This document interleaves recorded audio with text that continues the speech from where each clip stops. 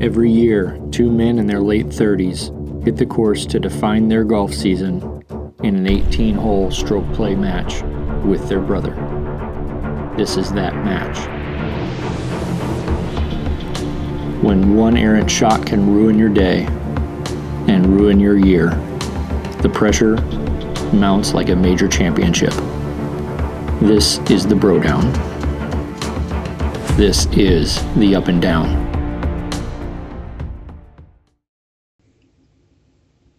All right, welcome to the Brodown. Time to golf.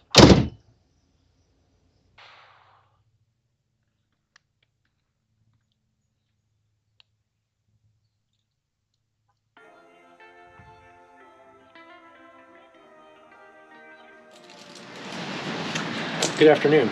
It is July 17th, 4:23 p.m. Just got home from work and I'm going to clean my clubs in preparation for the Brodown. That's right, a tradition like many of the others associated with the Brodown. Annual sit down and reflection here. I want to talk about the state of my game, the state of last year's Brodown, how it affects this year's Brodown, where I'm at, where life is. At certain points, this becomes just a journal for my own sake and my own benefit, and that's just fine too. Last year's Brodown, played in Norwalk, Iowa, for a second year in a row. I won. It came down to the last hole in a lot of ways for the second year in a row.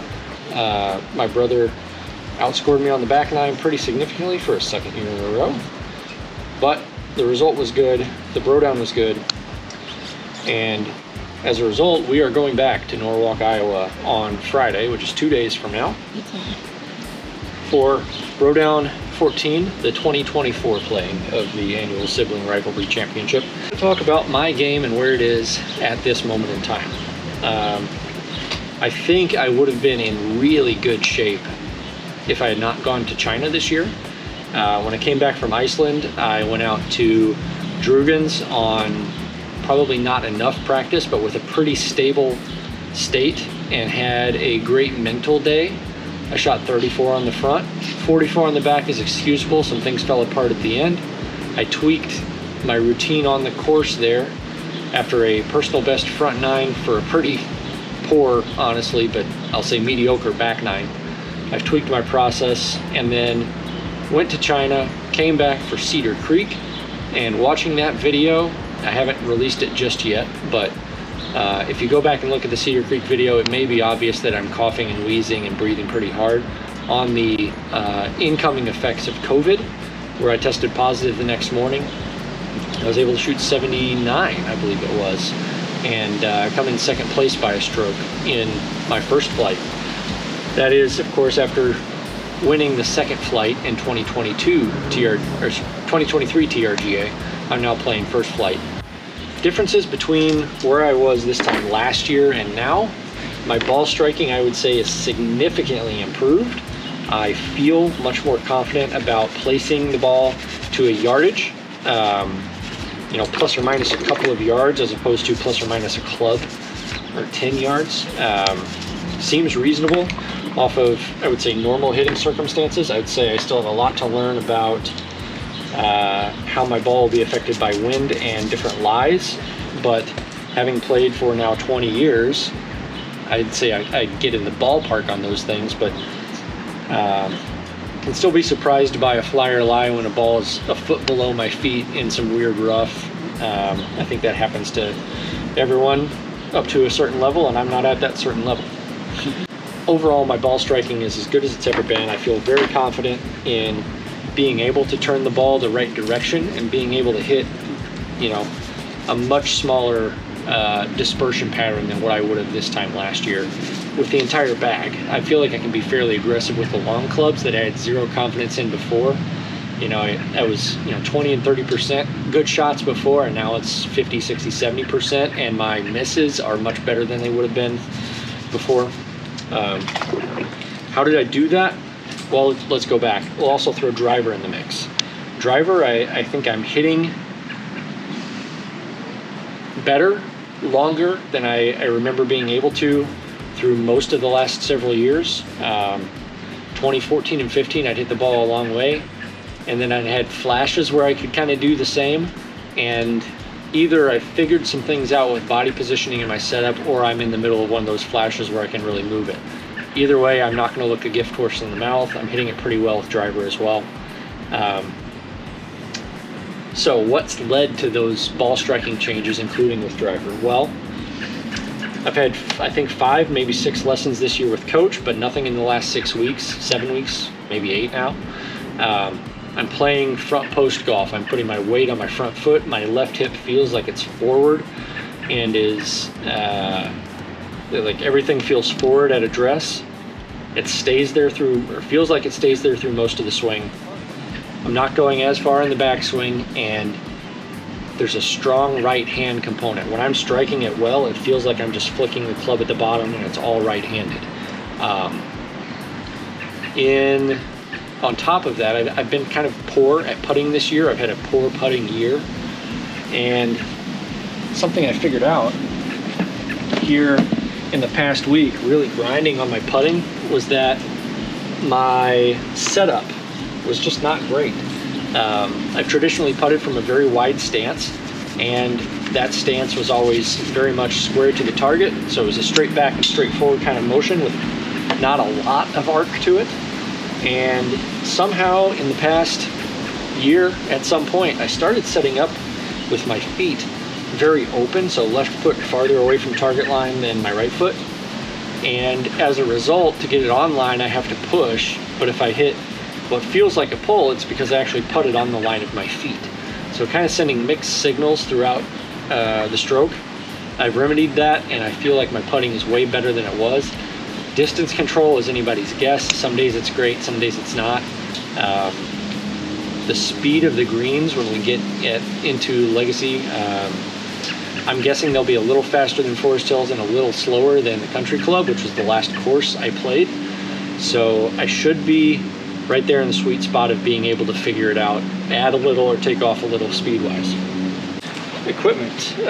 There are not any new clubs in the bag this year versus last year. I plan to do a what's in the bag this winter and describe the Vokeys and P790s that I've been running. I think, all things being equal, I would have replaced them by now, but it's not really in the budget, and these still are playable. So I'm going to run them. If there's anybody out there that wants to sponsor me getting some different clubs, there's a lot of opportunities there. If I could just spec out my bag the way I wanted it to, I would probably have some Vokey wedges and something in a pitching wedge, 9-iron and 8-iron. That's probably a muscle back blade style setup. Getting up into the mid-irons, I would have more of a cavity back player's iron of some kind, like a P7 CB, something like that, or maybe even go up to a P770. And then in the UDI, that 790 is very nice. Maybe I'd do a 770 for a 4-iron, but I would keep the same club layout I have now. I don't think I'd put a 3-wood back in the bag. I would keep some kind of a Vokey wedge. I do appreciate the grind and the bounce I have in these wedges. It's not for everyone, but I'm happy with the setup. So I'd probably do something very similar to what I already have, but in a new set of irons that are a little more of a player's iron and a little more precise. I will say I feel like I've hit a couple of shots here in the past month to 2 months where I noticed a flyer that really went, which is a characteristic of 790s. Sometimes you get one that's just unexpectedly hot out of a lie that shouldn't necessarily be a flyer, or your flyer lie is like flyer plus some. I've seen a couple of those that really hurt scores. So ideally I would like to replace these irons in the next year, but I'm certainly going to tell the story of them in some kind of a video this off season. One thing I have changed here in the last month or two, I started playing a Titleist Pro V1 left dash, Pro V1X left dash. From what I can tell, they play exactly the same as my Bridgestones did, the Tour BX. Anywhere inside of 100 yards, they feel and look and play the exact same. I've messed around with them on chipping and putting greens. Side by side, they're the same ball. It doesn't really make a difference. But off of the tee, especially in good warm weather, these are longer. So I've been happy to make the switch to the Pro V1X Lift Dash. I've still got 2 or 3 dozen in the garage, so I'll be playing these presumably through this year and into next year before I have to restock. I've never been a Titleist guy. I was always happy to play a less than perfectly premium golf ball, but I do like these balls. If I edit the videos the way I have in the past, you'll be watching me warm up in Norwalk, and I think what you'll see is that I'm trying to hit shots in the conditions day of that I've been able to replicate over and over in the garage. I've been very consistent off of the simulator with no wind. I'm looking forward to playing in, I'll say, light breeze, beautiful conditions outside, and I expect that I can win this thing. What I would really like is if I can put up a number in the 70s. But it's the Brodown, and like I said, my mental game has been a weak point and inconsistency in how I play golf here in the last 2 months. I've had really good days and really not great days. I think my game is good enough to play in the mid to upper 70s on a consistent basis. I have the shot making ability. I have the ability to roll putts consistently. I can hit the ball off the tee better than I have in a long time. The difference will be the mental game. So here's what I think. You know, I like to make predictions in these videos. Sometimes they come true, sometimes they don't. I think I'm going to go shoot an 82. That's an aggressively good score. It would be a personal best and a Brodown best historically. 83 was the lowest we've gone. I think I can do better than that, and this is the year I can do it. I think Zach will also contend. It sounds like he's gotten just another week of prep time, or another few days of good prep, and I think he's going to come out and shoot like an 84, 85, and so it'll take a personal best to win. What I anticipate, what I'm hoping for, is the best Brodown yet. We've got optimum conditions on a course we both like the setup of that's going to play more than fair. The only question is the mental game. Can we get out there and play our best golf on the Brodown day when it matters? And that's the whole test. That's the whole thing. I'm glad that this tradition is able to continue. There will be some new challenges in Brodowns to come, location-wise, among others, but scheduling especially. I look forward to continuing the tradition as long as we can. It's something that I build my summer and my golf efforts around. Not necessarily the rest of my life, but anything golf related, it's going to be Brodown related. I want to peak at Brodown time. 86 and 87 is not peak performance for where my golf game has been or will be. 82, for that matter, isn't either. But if I can show up and shoot 82, 83, even 84, I'll be very happy that I showed up and played good golf on game day. What I really like to do is go shoot something in those mid to low 80s on Brodown day, because then the TRGA Championship is just another tournament. The TRGA Stroke Play Forest Hills or Fox Hollow is nothing compared to Brodown pressure. It's just a round of golf, right? I really enjoy playing serious stroke play. Every shot counts, no gimmies, no handicaps, just go play to a number and hit every shot the best you can.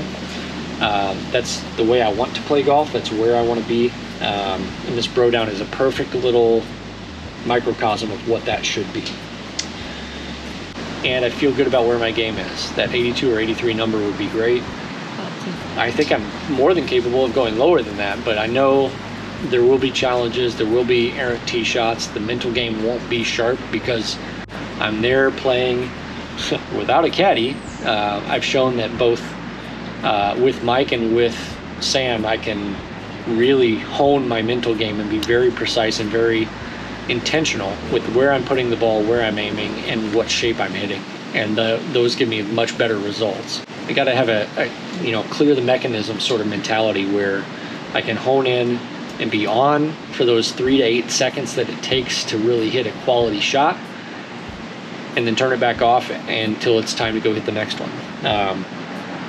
I think that level of mental control is what I enjoy the most about the challenge of playing good golf, as opposed to just the motions and mastering the physics of my golf swing or where the golf ball goes. Like, the mental side is the challenge. Thanks for watching. Thanks for sticking with us. I hope you enjoy this presentation of Brodown 14, the 2024 Annual Sibling Rivalry Championship. Zach versus Travis, Norwalk, Iowa, the Legacy Golf Club. This is our golf legacy right here. So, thank you. Enjoy.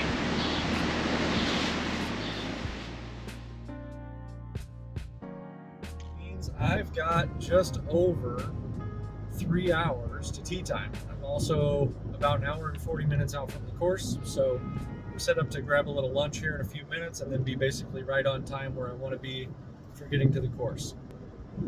The last piece of the puzzle is that Zach also shot a personal best yesterday, 80, from about 6,200 yards at his home course of Mazingo. Blue Golf is telling me that that course has a rating of 75, which means he shot a 5 handicap kind of score if he was keeping a handicap. Before that, he would have said he was a 13 handicap, so let's call him a 10. I'm currently an 8. Just to put that peg in history here on Brodown Day, I'm currently an 8.0 according to the Wisconsin State Golf Association, which is where I keep my handicap. It's an official handicap, but 8.0.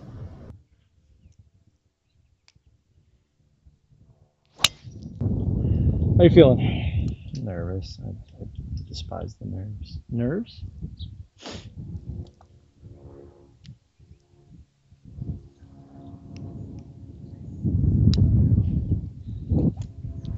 I don't have a good reason to be nervous, really. No, but you can't reason yourself out of it either. No, I've tried. That for Beautiful me is, day. I'm pumped that we're playing today versus what was going on Monday, independent of the tornado. yeah. 10 degrees cooler is always nice.